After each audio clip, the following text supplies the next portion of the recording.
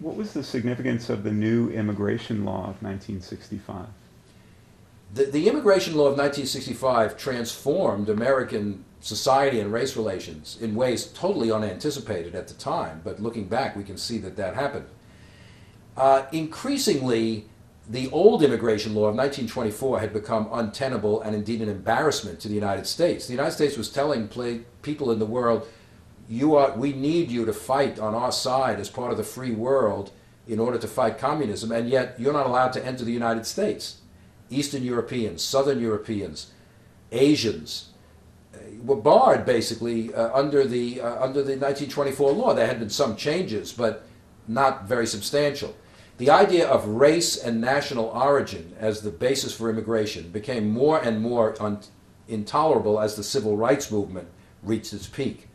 So the 1965 law, in a sense, goes along with the voting rights law of 1965, the civil rights law of 1964, as laws that try to open up and de-racialize American society.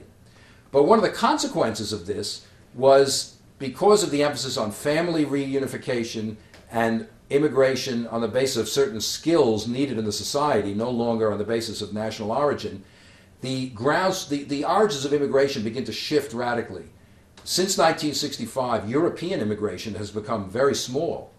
Now most immigrants are from Latin America, the Caribbean, and Asia.